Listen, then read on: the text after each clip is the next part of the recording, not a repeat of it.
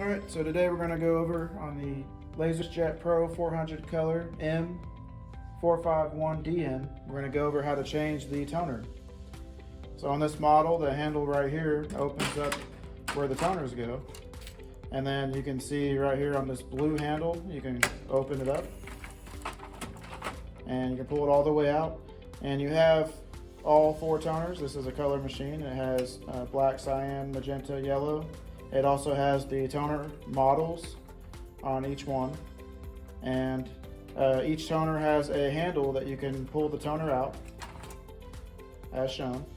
And then each toner is going to have a tab on the right that shows you that the toner goes there. So once you take the toners out, if you take multiple out, it helps you know which one goes where when you take them out.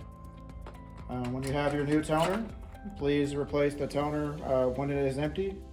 You'll get your new toner in a new box, and you remove all the packaging material to put your new toner in.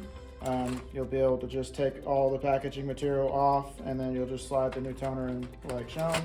You also have a tab for instructions right here that tells you what not to do with the toner, and then it tells you how to put the toner in and take it out. You can also put this back in. Please do not replace toners early unless instructed by a preferred office technician.